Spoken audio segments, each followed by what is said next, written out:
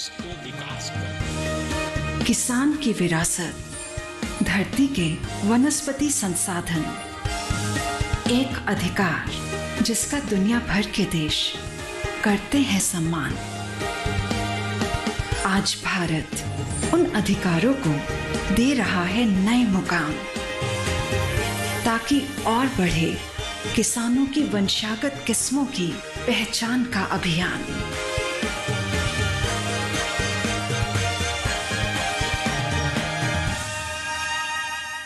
नमस्कार किसान भाइयों बहनों, दूरदर्शन किसान की खास पेशकश कृषि दर्शन में स्वागत आप सभी का। मैं हूं आपके साथ अदिति शर्मा। हमारे इस कार्यक्रम में लेकर आते हैं हमारे 3 सेगमेंट्स, विज्ञान और किसान, कृषि स्टार्टअप और फार्मिंग इंडिया। अब इन तीनों सेगमेंट्स के जरिए हम क्या कुछ खास आपके लिए लेकर आए हैं, आइए जानने के लिए शुरुआत करते हैं आज के अंक की।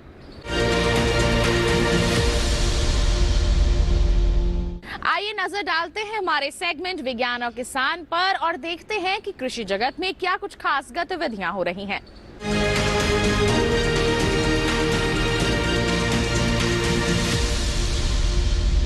केंद्रीय कृषि एवं किसान कल्याण राज्य मंत्री श्री कैलाश चौधरी ने केंद्र की सुशासन व्यवस्था पर प्रेस कॉन्फ्रेंस को संबोधित किया। क्या कुछ खास जानकारियां उन्होंने सभी से साझा की, इस प्रेस कॉन्फ्रेंस के माध्यम से दिखाते हैं आपको।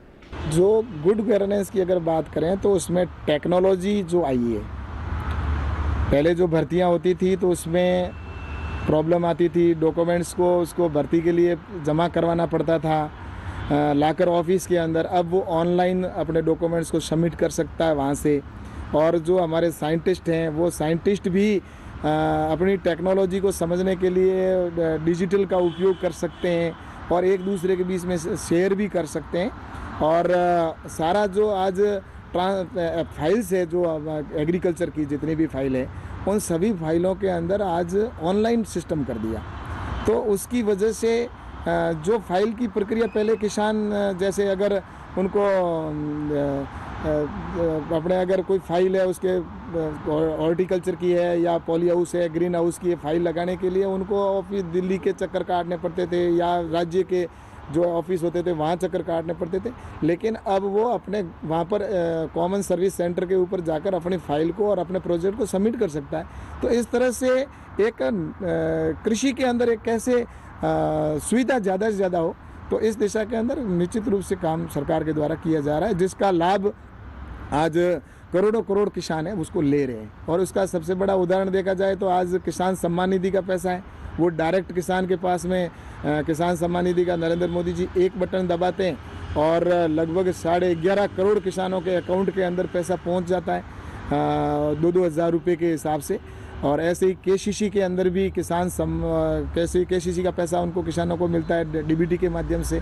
तो ऐसे ही फसल बीमे का पैसा है, तो फसल बीमे के लिए पहले उनको लंबे समय तक इंतज़ार किसान को पड़ता था, लेकिन अब फसल बीमे का पैसा है तो उसको बीच में कोई बिचौलिया नहीं है, बिचौलिया सिस्टम समाप्त हो गया और अब सीधा उनको डीबीटी के माध्यम से मिलता है। तो ये एग्रीकल्चर के अंदर चाहे फाइल से हो चाहे योजनाओं का पैसा डायरेक्ट मिल रहा हो, लगभग ऐसी हमारी 17 स्कीम्स हैं जो कृषि की, जिसमें डायरेक्ट बेनिफिट के तौर पर उनको पैसा मिलता है। जिसमें फर्टिलाइज़र है, उसकी फर्टिलाइज़र के अंदर डीएपी के अंदर सब्सिडी है, वो डायरेक्ट किसान को मिलती है। तो ये सारी चीज़ें जो की है डीबीटी के माध्यम से, ये किसानों के लिए टेक्नोलॉजी को ले जाने का काम निश्चित रूप से हुआ है, जिसका लाभ देश का किसान ले रहा है। किसान भाइयों बहनों, बता दें आपको कि विश्व मृदा दिवस के उपलक्ष्य पर हरियाणा के सोनीपत में एक किसान गोष्ठी का आयोजन किया गया। जानकारी दें आपको कि सोनीपत के अनेकों गांव से किसानों ने इस गोष्ठी में हिस्सा लिया। क्या कुछ खास रहा इसमें, दिखाते हैं आपको हमारे सेगमेंट में। मिट्टी की बिगड़ती सेहत को लेकर पूरी दुनिया में चिंता जताई जा रही है। हरियाणा के सोनीपत में भी इसी चिंता को लेकर गोष्ठी का आयोजन किया गया, जिसमें 40 गांव विकास परिषद के सरपंचों और किसानों ने हिस्सा लिया।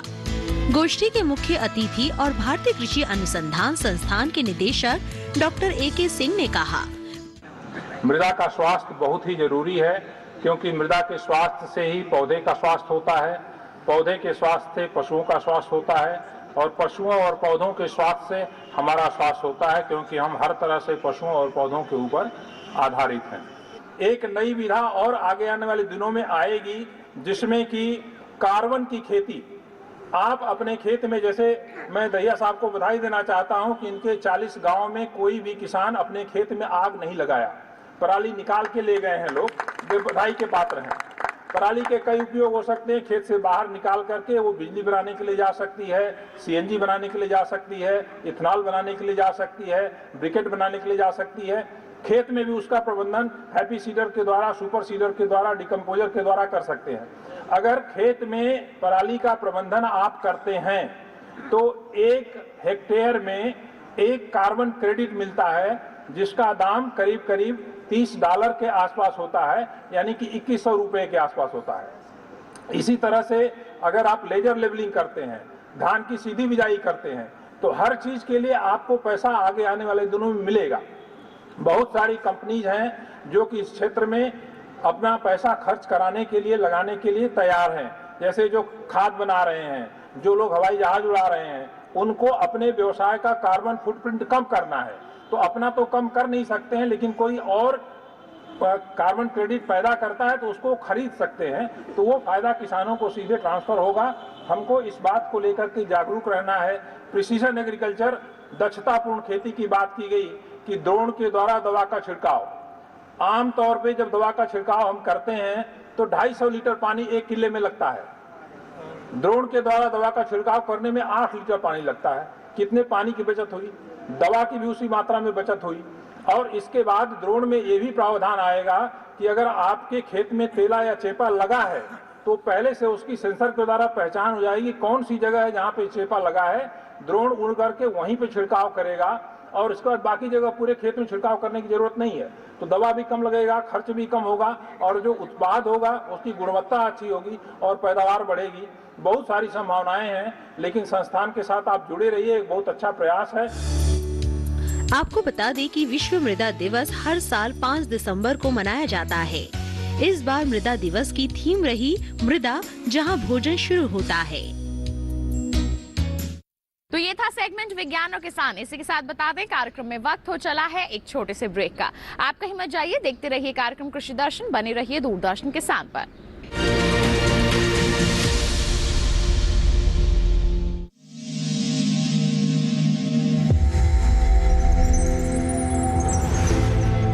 आत्मनिर्भर किसान भारत की शान। उत्पादन में आत्मनिर्भर होने के साथ साथ फसल की कटाई के उपरांत उपज की हानि को रोकने, ग्रामीण क्षेत्रों में रोजगार सृजन करने और बीज से बाजार तक के विजन को मजबूती देने के उद्देश्य से 1 वर्ष पूर्व माननीय प्रधानमंत्री श्री नरेंद्र मोदी जी ने एक महत्वाकांक्षी केंद्रीय योजना एग्रीकल्चर इंफ्रास्ट्रक्चर फंड की शुरुआत की। इस आधुनिक इंफ्रास्ट्रक्चर से कृषि आधारित उद्योग लगाने में एक बहुत बड़ा बदलाव आएगा और बहुत बड़ी गति आएगी। साथियों, अब हम उस स्थिति की तरफ बढ़ रहे हैं जहां गांव के कृषि उद्योगों से फूड आधारित उत्पाद शहर जाएंगे और यही तो आत्मनिर्भर भारत अभियान का संकल्प है। एग्रीकल्चर इंफ्रास्ट्रक्चर फंड से पात्र लाभार्थी गोदामों का निर्माण कर सकते हैं, छटाई या ग्रेडिंग इकाई, पैकिंग हाउस, सप्लाई चेन और कोल्ड चेन जैसी सुविधाएं या फिर प्राथमिक कृषि प्रसंस्करण केंद्र की स्थापना कर सकते हैं। इस योजना के तहत पात्र लाभार्थियों को 2 करोड़ रुपए तक के ऋण पर अधिकतम 7 वर्ष के लिए ब्याज में 3% तक की छूट दी जा रही है। ऋण पुनर्भुगतान के लिए 6 महीने से 2 वर्ष तक मोरेटोरियम की सुविधा भी उपलब्ध है।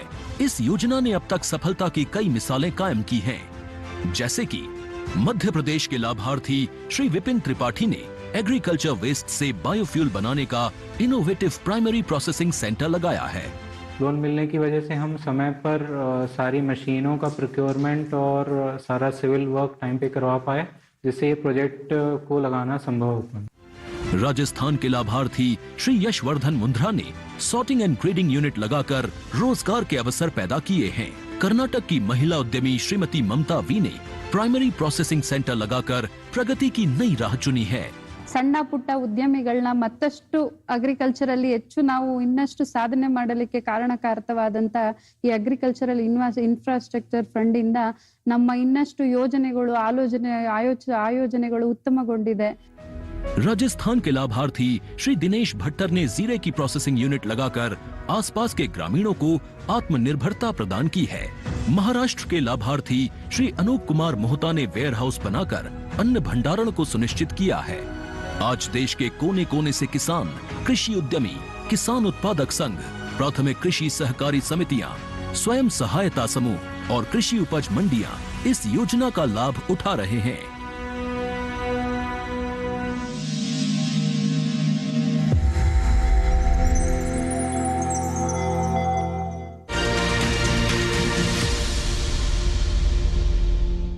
ब्रेक के बाद दूरदर्शन किसान के कार्यक्रम कृषि दर्शन में आप सभी का फिर से स्वागत। आइए अब आपको दिखाते हैं सेगमेंट कृषि स्टार्टअप।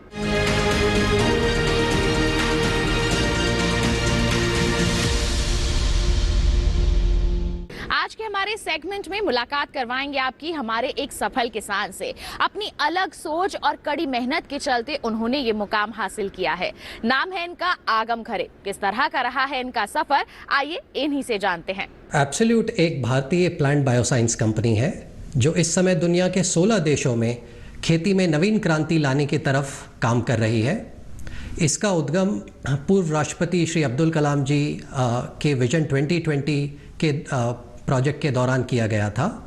हमारे 3 मुख्य कार्यक्षेत्र हैं। पहले कार्यक्षेत्र में हम ये कोशिश कर रहे हैं कि भारतीय टेक्नोलॉजी को कैसे दुनिया तक लेके जाएं, कैसे दुनिया भर के किसान उसका लाभ उठा पाएं। इसके लिए हमने एक ऐप बनाई है, उसका नाम उपज है। उपज के माध्यम से आज आप अपने खेत के बारे में किसी भी प्रकार की जानकारी को प्राप्त कर सकते हैं, चाहे आप एक ओपन फार्म में काम कर रहे हो, चाहे आप एक ग्रीन हाउस में काम कर रहे हो, या चाहे आप बहुत ही अत्याधुनिक वर्टिकल फार्म के अंदर काम कर रहे हो। हर समय की बिल्कुल करेक्ट जानकारी आपको हर समय प्राप्त हो सकती है। इसके सिवा यदि आप कोई फाइनेंस की सुविधा लेना चाहते हैं, कोई इंश्योरेंस की सुविधा लेना चाहते हैं, या अपनी मिट्टी की जानकारी प्राप्त करना चाहते हैं, तो वो सारी चीज़ें इस ऐप पे एक जगह आपको मुहैया कराई जाती हैं। इस टेक्नोलॉजी को आज के डेट में हम सैटेलाइट, IoT, ड्रोन्स और सॉइल की जानकारी के साथ मर्ज करके एक ऐसी सुविधा किसान को प्राप्त कराना चाहते हैं जिससे उसके दिमाग में फिर कोई भी दूसरा थॉट ना रह जाए। हर चीज़ जो उसको चाहिए अपने खेत के, अपने क्रॉप के बारे में, वो वहाँ उसको मुहैया हो जाए।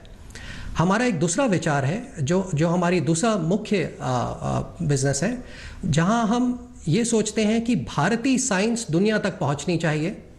उसके लिए हमने आज करीब 50 लाख स्क्वायर फीट ज़मीन पर अपनी R&D बनाई हुई है, जो करीब 8 स्टेट्स में फैली हुई है। 150 से अधिक साइंटिस्ट, दुनिया भर के वैज्ञानिक दुनिया की नवीनतम टेक्निक्स पे काम करते हैं, जिसमें माइक्रोबायोलॉजी से लेकर के एपिजेनेटिक्स, मॉलिक्यूलर बायोलॉजी, सारी तरह की नवीनतम टेक्नोलॉजीज़ को यूज़ करके केमिकल फार्मिंग को रिप्लेस करने के लिए नेचुरल फार्मिंग के मेथडोलॉजी बनाई जा रही हैं। आज के डेट में एब्सोल्यूट ने दुनिया में केमिकल फर्टिलाइज़र और केमिकल स्टिमुलेंट्स के 100% रिप्लेसमेंट प्रोडक्ट्स बना लिए हैं जो फुली नेचुरल हैं, और इनको एब्सोल्यूट अभी भारत में और उसके बाद जिन बाकी देशों में हम काम करते हैं उन सभी देशों में धीरे धीरे अग्रसित करेगा। हमारा एक तीसरा लाइन ऑफ बिजनेस है। ये सब करने के साथ कलाम साहब का ये उद्देश्य था कि किसान का बेनिफिट होना चाहिए, किसान को फ़ायदा मिलना चाहिए।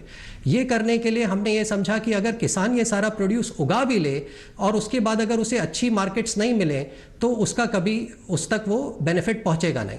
इसके लिए आज के डेट में हमने 16 देशों में उसके लिए मार्केट्स ओपन अप कर दी हैं। South east Asia, Europe, middle east से लेकर के UK तक सभी देशों में हमारे पास मार्केट्स हैं, जहां आज के डेट में ऑलरेडी हम लोग किसानों के जो भी प्रोड्यूस हैं, फल हैं, सब्जियां हैं, या और भी किसी तरह का प्रोड्यूस है, उनको पहुंचाते हैं। इससे किसानों की आय बढ़ती है और भारतीय प्रोडक्ट दुनिया तक पहुंचता है।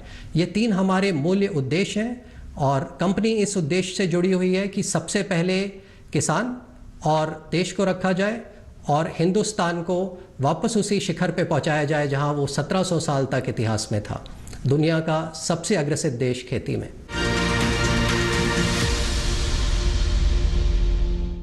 ये था सेगमेंट कृषि स्टार्टअप। इसी के साथ बता दें कार्यक्रम में वक्त हो चला है एक और छोटे से ब्रेक का। आप कहीं मत जाइए, हम जल्द ही हाजिर होंगे। बने रहिए दूरदर्शन किसान पर, देखते रहिए कार्यक्रम कृषि दर्शन।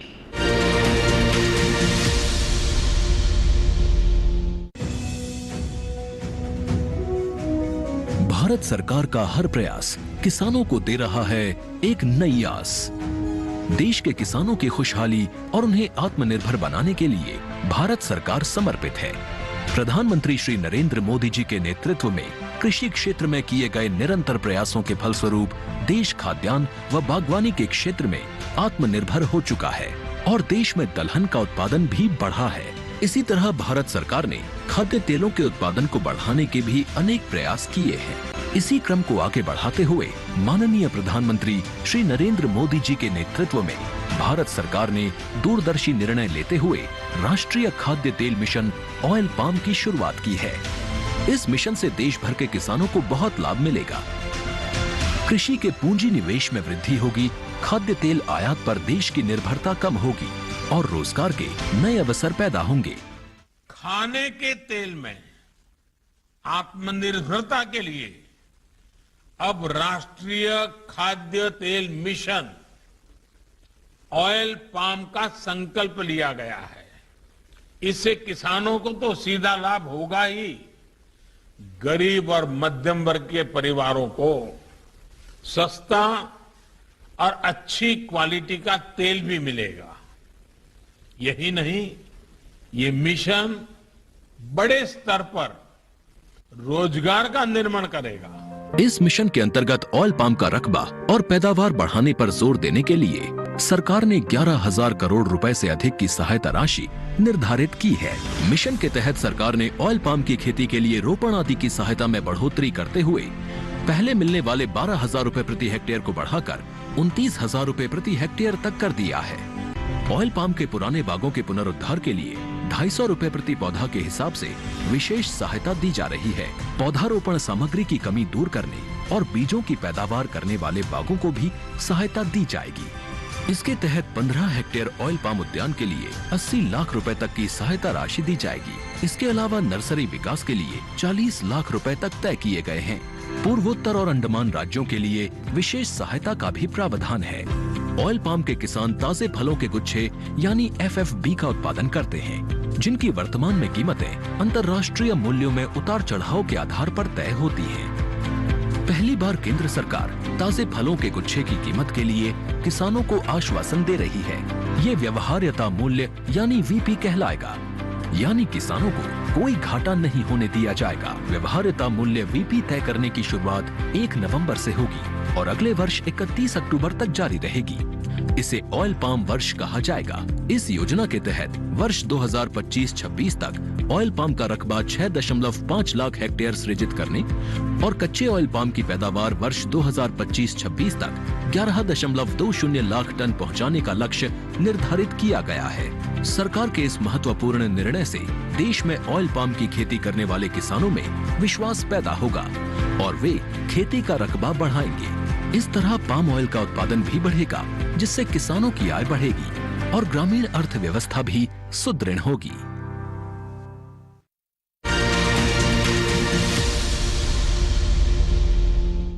ब्रेक के बाद दूरदर्शन किसान के कार्यक्रम कृषि दर्शन में आप सभी का फिर से स्वागत। आइए अब आपको दिखाते हैं सेगमेंट फार्मिंग इंडिया।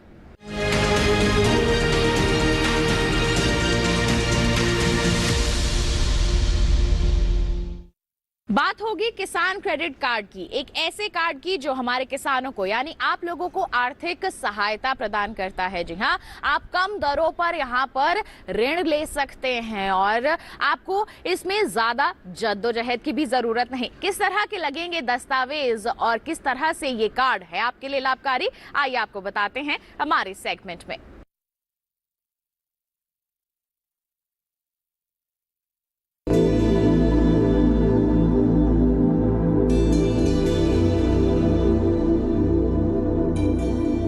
किसान क्रेडिट कार्ड योजना 1998 में शुरू की गई थी। इसका उद्देश्य किसानों को कृषि गतिविधियों के लिए बिना किसी बाधा के समय पर ऋण उपलब्ध कराना था। भारत सरकार किसान क्रेडिट कार्ड के तहत किसानों को ब्याज पर 2% की आर्थिक सहायता देती है और समय पर ऋण चुकाने वाले किसानों को 3% की प्रोत्साहन छूट देती है। इस तरह KCC पर सालाना ब्याज दर 4% आता है।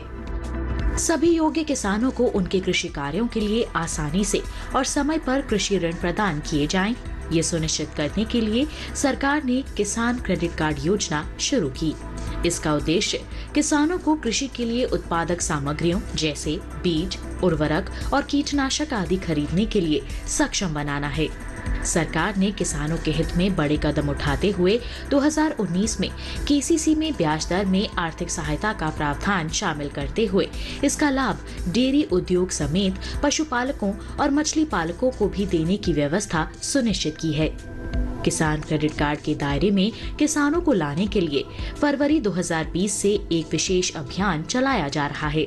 वर्ष 2012 से केसीसी योजना को और सरल बनाया गया है।